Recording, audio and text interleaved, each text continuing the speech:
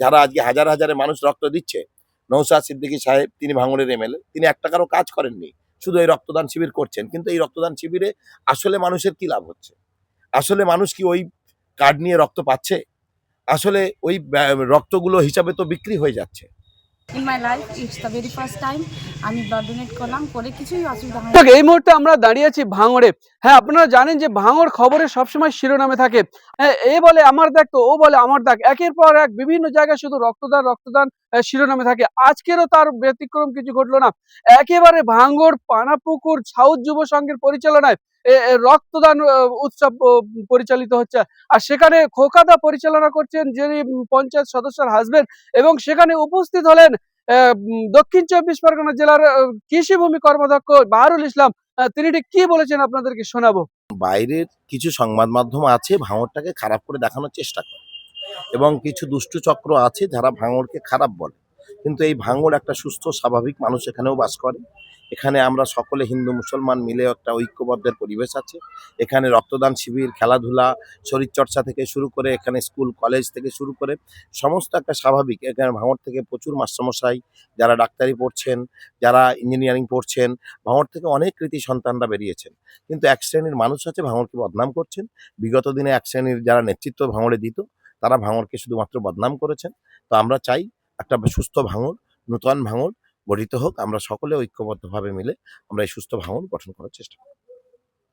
বিষয়টা দেখুন, একটা সরকারি ব্লাড ব্যাংকে থেকে আসলে তারা পার ইউনিট, একটা ইউনিট প্রতি তারা 50 টাকা করে সর্বোচ্চ দেয়।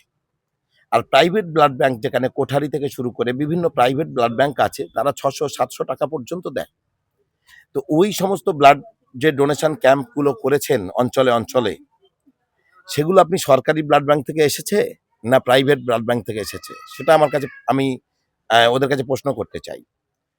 আর হচ্ছে যে সরকারি ব্লাড ব্যাংকে থেকে নেওয়া যে রক্তের ইউনিট যতটা পরিমাণ রক্ত নেয়, প্রাইভেট ব্লাড ব্যাংকগুলো তার থেকে বেশি ব্লাড নেয়। ইউনিট প্রতি তাদের প্যাকেটে আরও বেশি রক্ত নেয়।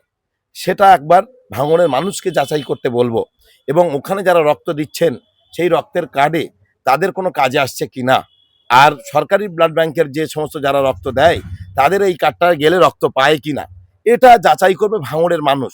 ভাঙড়ের মানুষ কিছু মানুষকে আবেগে, তাদেরকে ধর্মীয়ভাবে তাদেরকে বোঝানো হচ্ছে। এইভাবে ভাঙড়ের মানুষকে ভুল পথে চালিয়ে মানে বেশি দিন এই ব্যবসা চলবে না, এই ব্যবসা বেশি দিন চলবে না। তাই আমি অনুরোধ করব ভাঙড়ের মানুষকে যাতে ভুল না বোঝায়, সঠিক দিশা দেখানোর জন্য। যারা আজকে হাজার হাজারে মানুষ রক্ত দিচ্ছে। নওশাদ সিদ্দিকী সাহেব তিনি ভাঙড়ের এমএলএ, তিনি এক টাকারও কাজ করেননি, শুধু এই রক্তদান শিবির করছেন। কিন্তু এই রক্তদান শিবিরে আসলে মানুষের কি লাভ হচ্ছে? আসলে মানুষ কি ওই কার্ড নিয়ে রক্ত পাচ্ছে? আসলে ওই রক্তগুলো হিসাবে তো বিক্রি হয়ে যাচ্ছে। প্রাইভেট ব্লাড ব্যাংকগুলো তারা নিয়ে যাচ্ছে, তাদের সেই রক্তটা কোথায় যাচ্ছে, কি হচ্ছে, ভাঙড়ের মানুষকে একবার খোঁজ নিয়ে দেখতে বলবো। আমার ভীষণ ভালো লাগছে, ভীষণ ভালো লাগছে। কষ্টের মধ্যে যে আনন্দ পাওয়া যায়, সে আনন্দটা হচ্ছে সবচেয়ে বড় জিনিস। যে আমি এই রক্তদানটা শিবিরটা আমি কমপ্লিট করতে পেরেছি, এটা আমার কাছে সবচেয়ে বড় ব্যাপার ছিল। যে আমি সবার সহযোগিতা নিয়ে আমি আজকে এই ক্যাম্পটা খুলেছি।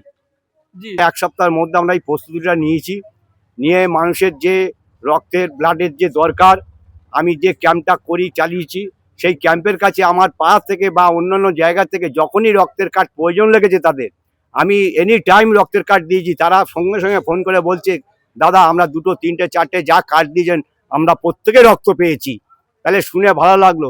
সেই জন্যই আমরা আবার সেই ক্যাম্পকে নিয়ে এসেছি, নিয়ে এসে আমরা আজকে এই রক্তদান শিবিরটা করছি। সঙ্গে সঙ্গে দেখছি যে কিছু উপহারও দেওয়া হচ্ছে, কি কি দিচ্ছেন আপনারা? আমরা এখানে দিচ্ছি একটা, এখন যা চারিদিকে গাড়ির দুর্ঘটনা ঘটছে, তা আমরা একটা সেভ করার জন্য আমরা একটা হেলমেটের ব্যবস্থা রেখেছি, ডোনারদের হেলমেট দিচ্ছি এবং কিছু টিফিনের ব্যবস্থা করেছি।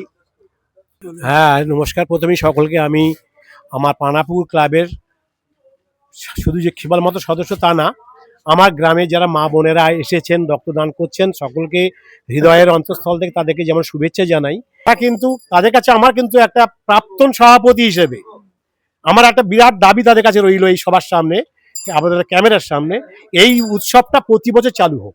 আমরা তখন কিন্তু বরাবর চালিয়ে এসেছিলাম, সেটা হঠাৎ করে বন্ধ হয়ে গেল। কোন একটা কারণে বন্ধ হয়েছে, কারণ একটা বড় হেডেক থাকে। সেই হেডেকের দায়িত্ব যারা ক্লাবে থাকবে তারা দায়িত্বটা নিক, সুন্দর করে এগিয়ে নিয়ে যাক। এত বড় মহান কাজ সত্যি করে আমার জীবদ্দশায় আমি দেখেছি পৃথিবীর যত প্রকার দান আছে শ্রেষ্ঠ দান রক্তদান।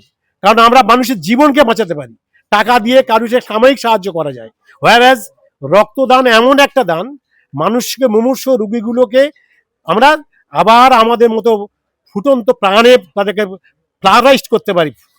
ফুলগুলো ফোটে, সেই ফুলগুলোকে বিকশিত করার দায়িত্ব কিন্তু আমাদের মানুষের।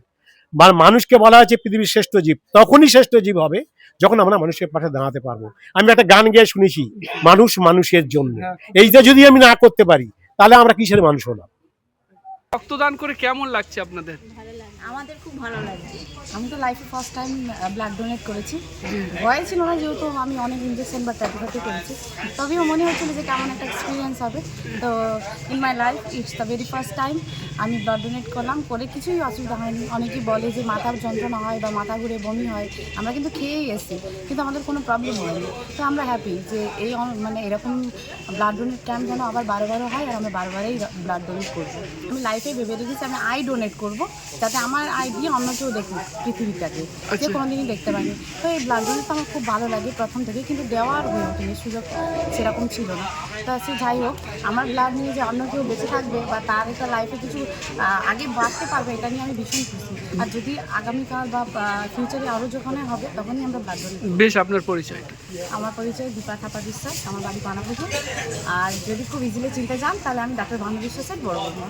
আচ্ছা আচ্ছা, বেশ, অসংখ্য ধন্যবাদ। আমি একটা মেকআপ আর্টিস্ট। আচ্ছা আচ্ছা, জি আপনিও দিয়েছেন নাকি? হ্যাঁ, আমিও দিই। ও, এই বয়সে আপনি দিলেন, কেমন অনুভূতি হচ্ছে? আমার খুবই ভালো লেগেছে, খুবই ভালো লাগছে। এবং এর পরবর্তীকালেও যদি হয়, আমাকে যদি দিতে হয়, দেওয়া যায়, তাহলে আমি আবার দেবো। আচ্ছা, এর জন্য আমি খুব খুশি। খুব খুশি। বেশ, আপনাদেরকে অসংখ্য ধন্যবাদ। আপনারা আজকে পানাপুকুর সাউথ যুব সংঘের পক্ষ থেকে যে রক্তদান শিবির হচ্ছে সেখানে এসে রক্ত দিয়েছেন, অসংখ্য ধন্যবাদ।